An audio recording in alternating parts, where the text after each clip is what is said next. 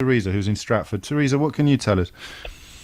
Good afternoon. I'm Theresa Caballero, and I'm from El Paso, Texas, and I'm a criminal defense attorney, and I was a prosecutor for 3 years.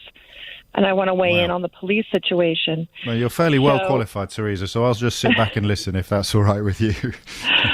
Okay, well, one thing that is never, ever discussed is, well, you touched on it. You said, how can these police act like this with impunity? They also act like that with immunity. Yes. And so what happens is the prosecuting authority, the district attorney, what they do is they don't indict these people. They don't charge them. So the police go out and they murder and they commit mayhem and they maim, and they get away with it because they're not charged. Whereas if the prosecuting authorities would step in and say, you know, you're going to go to jail and you're going to face a jury and we'll see what happens, maybe there would be change. But they don't do that because they don't want to put their political career in jeopardy. And they don't want to put their political career in jeopardy because the police forces in the United States, I don't know about England, have very strong unions. And so where I live, you have about 1,100 police officers, and they all belong to the union. And now keep in mind that they have wives and husbands and parents and grandparents who vote. So if you indict a cop for murder, then you've got 1,100 plus mothers, daughters, wives, everybody coming out against you politically. So this is a part of the political system that we generally don't understand in the United Kingdom because law and order officials get elected. Local what we would call local government officers are elected in America. That's right, and that could be addressed if we had an effective press. But in my town, for example, we have a newspaper that is controlled by the local oligarchy, and they are going to make sure that their people stay in power. So they have reporters who they turn a blind eye to these horrible atrocities. Now we're hearing about Mr. Floyd. He's black, and for sure it's dangerous to be black in the United States. But this is a very common phenomenon amongst the poor. So where I live, we have about a 5% black population. Most of us are Mexicans.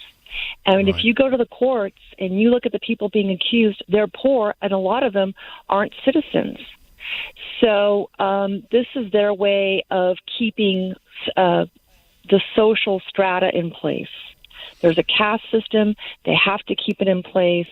And if you are a lawyer who tries to buck the system, then you become a target. Yes. So it's a very dangerous game. And we're seeing even more dangerous listening to you than any of us perhaps appreciated before. Why do the citizenry put up with it? Why would the non-poor or non-Mexican or non-black people put up? Are they not aware of it, or are they comfortable with it, or is that too simplistic a question? I'll just stick to my community. I grew up with a silver spoon in my mouth. I went to Catholic schools. I went to an Ivy League college. I went to a top 10 law school.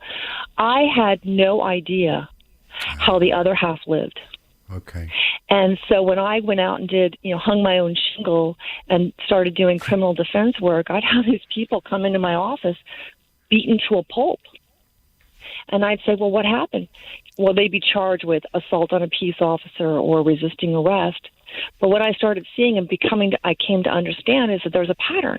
The cops go, and you see what they look like in the United States, these steroid pumped up killing machines, and they patrol their beat.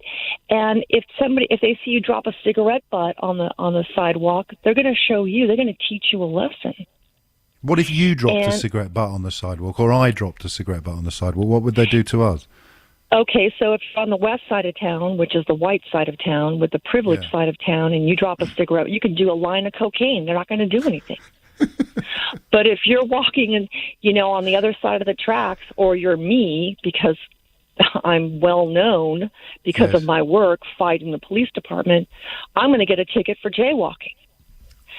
So it is a dangerous game. And, in Albuquerque, New Mexico, which is about 250 miles north, they had you can look this up, police department that about 3-4 years ago, they had literally gunned down and killed 36 people in a 4-year time period. And Out of those 36 murders, they're murders committed by police officers, one was caught on a body cam, and only because there was an uproar did the district attorney press charges. And she pressed charges, but she passed the case to a special district attorney because she didn't want to take the heat. Right. And that district and that attorney, would be based on for reasons of re-election. Right. And that DA or the the special prosecutor who tried the case, in my opinion, because I watched it from El Paso, she threw it. She literally threw that case. And what's going on in Minnesota, and I don't know all the ins and outs, and I don't trust what I read, but the local county attorney who would be the prosecuting authority in charge of prosecuting these derelict cops, he's not on the case. Interestingly, the governor appointed a special prosecutor. So I'd like to know how that happened. Why did the local county attorney abdicate his responsibilities, or did he? Or was he just taken off the case because he wasn't willing to do what needed to be done? But what we need is courageous district attorneys willing to do their one term and get booted out, but do the right thing and let them know there's a new sheriff in town. Theresa, can I take a commercial break and come back to you? Because sure. It's not every day I get a prosecuting attorney on the line to discuss pretty directly, and I've just looked you up online. You really do know what you're talking about, so I'd like to avail myself of the opportunity to talk to you a little longer.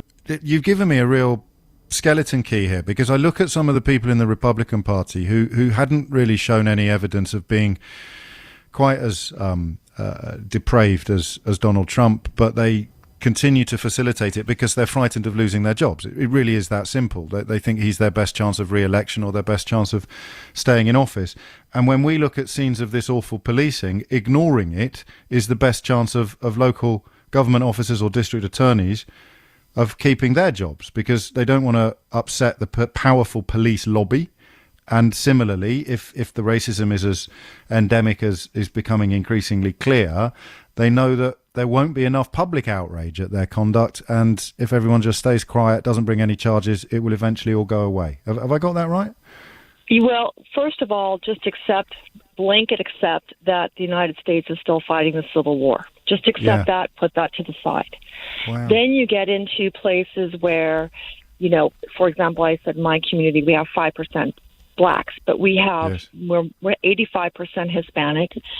But you're talking about how the poor people are treated by the system, and they're crushed by it. And so if they go and police these poor neighborhoods and arrest you, and you don't have a good lawyer, and you end up with a conviction, well, guess what? You're not going to vote, and you're not going to be in the jury pool.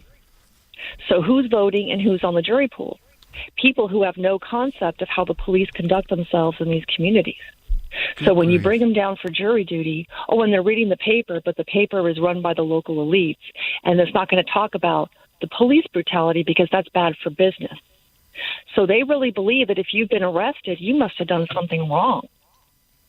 And so when I'm dealing with jury pools and trying to pick a fair jury for a client who's been accused of whatever, it's really hard to draw a good jury. Now in El Paso, I have a better... I'm sorry? Because, of course, constitutionally, it's supposed to be a jury of your peers. And the way you describe it, there's not a chance in hell of them getting a jury of their peers. In fact, it's almost guaranteed they'll get a jury of the polar opposite. Let me give you an example. There was a black guy who was brutally murdered by the police in Baltimore, Maryland, about 4 years ago. And I think they beat him up, and then they threw him in the back of the paddy wagon, and they handcuffed him. And the ride was so rough in the back of this metal wagon that he ended up being jostled about the wagon and died. And the district attorney who had just been elected for Baltimore has got a lot of black people. Yeah. She was black, and she charged those cops. And it was such a beautiful thing to see. Oh, my God, finally we have a prosecuting authority who is going to buck the system, buck the police union. She charged him, but guess what? Go on. Not guilty. White jury. White jury. So, God, it's so stark as you describe it. So what is the likelihood of white Americans looking at the footage that I'm a white Englishman looking at this footage and being absolutely staggered and shocked. I feel the scales falling from my eyes. What are the chances of white Americans going through, or wealthier black and minority ethnic Americans looking at this footage now and feeling scales fall from their eyes? Is it possible? I just don't see how anything can change unless we have a truly vigilant media, which we don't. One thing I completely agree with Donald Trump on is the horrible, derelict media, which I know firsthand. Although for very, very different reasons from Donald Trump. It's highly likely the oligarch is one of his biggest fans. But the fact. What about on a national level? So am I wrong to admire organs like the New York Times and the Washington Post, or are you talking specifically about local media? I've dealt with both newspapers on El Paso politics, and what happens is, and believe me, they're better. But what happens is when they come to cover a story, and they covered one of my biggest cases, which, by the way, involved police brutality. My client had been raped by 2 cops. She reported it, or tried to report it immediately. Who got arrested? She did. She got arrested for, quote-unquote, false report to a peace officer. That case took up 4 years of my life, and in the end, it resulted in my license being put on probation, my law license being put on probation, and my partner being suspended from the practice of law and going to jail for 30 days. So let me tell you, it's a scary business. But the New York Times came down, and one of the things that I had to overcome with the reporter was he had first read all the local coverage on the story, which, of course, was so slanted. So when but it was the only coverage he could read, wasn't it? I mean, not to defend him, just to establish the facts. That is the... You know, the history is written by the winners, they say. It's a version of that problem, isn't it? Completely. So I had to debunk everything, and which took a lot of time. And he did write a huge story on it, the Nancy Hollaby case. Yes, but it was more tepid than it should have been. A story that was very powerfully written about what goes on in these communities, and it was about police brutality. So, my client, her sister, who looked just like her, ended up being mowed down on a road, a hit and run, and the police never investigated the death of her sister. And her house, her family house, ended up getting raided later on. I mean, it's really scary when you challenge these police departments. And El Paso's mild compared to other communities, real mild. So you're probably the least...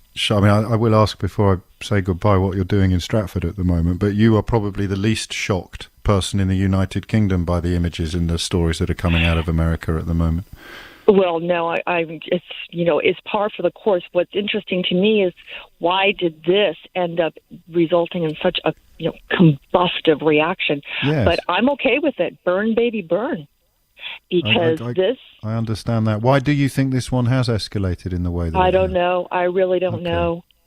But I will tell you, I was here a year ago, and I was at Piccadilly Circus, and there was a London Bobby standing under a canopy eating a little sandwich. And I wanted to take a picture of him, but I didn't think I could do it undetected. And I wanted to send it to my sister and go, look at these cute little London police officers. I mean, you just want to take him home and have tea. He's so mild looking. We have our issues as well, although I mean, I don't think there's anything controversial in stating that they do pale in comparison to what you've described. Theresa, why are you in Stratford, if you don't mind me asking? Well, I'm married to a man who lives here in London, and I was supposed to see him in March, but of course all this COVID stuff prevented that trip, and I'm here until next week, but I just love coming here. But I would ask you, when you're analyzing these stories coming out of the United States about these cops, and they're goons, and it's not one bad apple, by the way. It's police department after police department, and we had our own problems. There was a rally in El Paso, and they came in, and they were mean as all get out in a park not too far from where I live. Start focusing on where are these prosecuting authorities. Why aren't they charging these people? It's so interesting. And, well, I mean, it's a rhetorical question. Why aren't they charging these people? Because it would be electorally damaging to them. But once you start pulling at those threads, who knows what would unravel. What astonishing... Go on. Well, then ask, okay, so why would this be damaging to them? Oh, because the voters would come out and vote against it. But why would the voters do that if they were properly informed? I have faith in human nature, and I believe if people are presented with information in a proper manner, they're going to be upset. If the paper is covering this, if the news reporters are covering this properly, then the El Paso electorate would come out and pull the lever for the right guy. But because they're unaware, or the bad guy is presented as the good guy, and the good guy is colored as the bad guy, that's how they go exercise their vote. It all boils down to the damn media.